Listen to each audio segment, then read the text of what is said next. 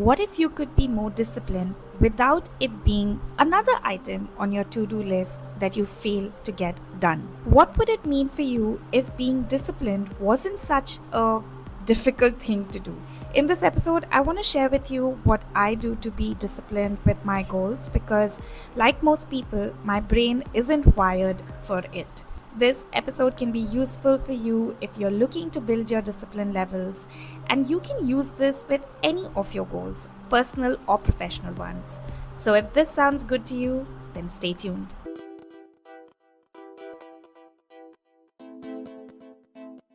Hey you, welcome back to Actionables podcast. If you're a returning listener, thank you so much for being here. In case we haven't met before, my name is Payden. I work as an NLP life coach, and with this podcast, I share insights that can help you work on your life goals without being stressed. If you like what you hear, hit that follow button for weekly episodes, and with that, let's jump into this one.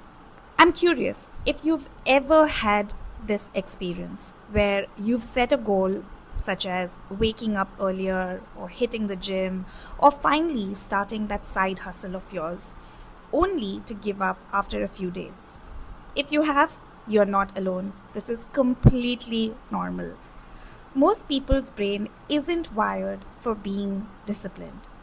This is because your brain, just like mine, is conditioned to seek pleasure rather than being uncomfortable. I'm sure you know this already, that your brain's natural conditioning isn't rigged in your favor to pursue your goals.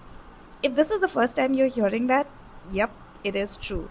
Neuroscience research confirms that the number one job of your brain is to protect you, hence the term survival mode. Now, this ability is fantastic and required if we are being hunted by a lion or a tiger in a jungle, but the survival mode being switched on when you are trying to build a new habit like hitting the gym or waking up earlier or starting a side hustle, it can hold you back from doing what is necessary. This means that being disciplined is not a natural state. It is a skill that is learned over time, and it is a habit that you get used to. And I am no exception. I remember thinking of myself as someone who was just lazy, and I would wonder how people or achievers went ahead and achieved their big goals. For a long time, well into my 20s, I was convinced that people who achieved their goals, they worked hard and they naturally were born with the ability to go after their goals. And it is fascinating how, because I believed this to be true, my experience confirmed what I believed. This is called as self-fulfilling prophecy, where you believe something and your habits and lifestyle will always reflect your innermost beliefs, and then those same beliefs will cause you to reconfirm your original belief. It is a cycle where you act out your beliefs first and then your actions support you with those beliefs. And because I believed I was lazy, my habits were that of someone who behaves lazily. I seemed to be stuck in this loop where I kept telling myself that I was lazy, so I couldn't be disciplined, all the while not realizing the power of what I was saying to myself was impacting the actions that I was taking or not taking. So if you're feeling stuck with being unable to make certain changes in your life and you're thinking that you have a discipline problem, my humble suggestion would be to look at what you are saying to yourself. Identify that story and then look at your actions. If you do this intently, you will be able to detect the self-fulfilling prophecy that you have created for yourself. Once you've identified your limiting belief and story, it becomes simpler to work with the technique that I'll be discussing next. This technique that I'm going to be discussing with you is a combination of two NLP techniques that I learned during my NLP training. Now, before I go ahead and explain the technique, I have to give the disclaimer here that this technique, or any other technique for that matter, will not work if you do it just once. To expect it to work if you only use it once or rarely, and to expect it to give you the results that you want is not something that's realistic, and frankly, it's quite silly. Any behavioral change that you are trying to make is going to take effort, time, and more than anything else, repetition. If you want lasting results, you have to be willing to commit to using techniques and strategies repeatedly. See what is working for yourself, what is not, and then be the judge of what works for you in your unique situation. I don't believe that everything works for everyone, but if you are willing and open to trying to get the results that you want, you will be able to find out what's the technique that works best for you. The reason I'm going into great lengths here to mention this is because in the past on this podcast, I have shared several techniques, and I've had numerous listeners write and tell me that some have worked and some haven't. And I find that very interesting because the beauty about techniques and tips is that there are a lot of techniques and tips, and every single one of them may not work for you. But you just take the one that do and stick with it and repeat them several times. Okay, so now moving on to this technique. It has two parts. The first part of the technique uses what's called anchoring. Now, anchoring is an NLP technique that you can use when you want to associate a particular gesture with an emotional state that you want to trigger. Let me give you an example. Author Amy Cuddy wrote about the past tense before giving a speech or doing something that you feel a little bit afraid of doing.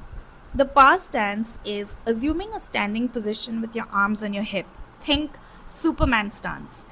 When you associate this gesture with how you want to feel, such as powerful or confident, and you rehearse this several times, what you are essentially doing is you are anchoring your gesture with your intended feelings.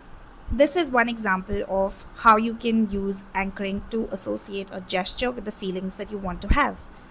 This anchoring technique is powerful when you want to get yourself in an empowered state by assuming a powerful stance. This can be as simple as even joining your index and thumb finger and reminding yourself of the way you want to feel in a particular moment. This is something that I have practiced several times, and I have a few hand gestures or the way I stand or sit that I'm able to tune into the state that I want to get myself into. Now, this will come with practice, and you have to find a gesture that works well for you. It can be as subtle or as pronounced as you want. Now let's talk about the second technique, which is priming. Let me explain how this priming technique works. Priming is the method of using words or images or even sounds so that you can subtly influence your mind to take a particular action. An example of this that I use is I lay out my gym clothes out on my chair right next to my bed every single night. So that's the first thing I see when I wake up. This helps my brain to be primed to get ready for working out. So far I have discussed two separate techniques, anchoring and priming. Now let's talk about how you can make a combination of both these techniques and make it your own. I'm going to take an example of starting a side hustle. Maybe you've been thinking about starting one for yourself for a very long time, but for whatever reason, maybe you have not been able to start it. Maybe you are afraid of what happens if you fail, and what if it doesn't succeed. Maybe it's a little bit of fear, and also let's throw an uncertainty there and not knowing how to go about it. Okay, so here's how the combination of this technique could work. When you think about doing the work and when fear creeps up, maybe you find yourself making excuses. This is where you identify an anchor for yourself. When you start feeling this way, select and choose a gesture that works for you. Maybe it is folding your arms, or it could be as simple as straightening your back or standing a bit taller. And then select the feeling that you want to feel. So in moments of doubt or fear or being uncertain, what emotion would you like to feel? And now go ahead and associate the gesture with that feeling. This is part one. Moving on to the second part. Prime yourself to take this gesture and the feeling by looking at, let's say, an image or hearing a sound or making it quite obvious in your environment. So maybe have an image as your phone wallpaper, or better still, put it up on your wall for being more obvious, that is going to associate your gesture and the feeling that you want to experience. Wherever you are likely to see it works best. This technique has worked brilliantly for me, and I'm sure you can find a version of this that works for you. And very quickly, I'd like to tell you how this technique helped me learn formulas at school. My best friend told me to rub my temples every time I wanted to remember formulas that were difficult, and she told me to write the formulas and paste it on my study wall or on my bathroom mirror where I could see it often. The result? I remembered those formulas quite easily. And even though this happened years back, and little did I know that I was using something called as anchoring and priming. It's been almost 30 years since. I know my friend has given me a gift which we both didn't know were powerful NLP techniques. I hope you'll use this for learning difficult formulas or creating a new habit or anything that you want to stick with. I'm curious if you'll try it out, and I would love to know how this goes for you. Before I go, I want to remind you that I'm offering pro bono coaching sessions. So if you'd like to work with me, book your free session from the link mentioned below. And that does it for this episode. Till next week, remember, you matter, your goals matter, and it's really up to you to make it happen. Take good care of yourself, and I'll talk to you soon.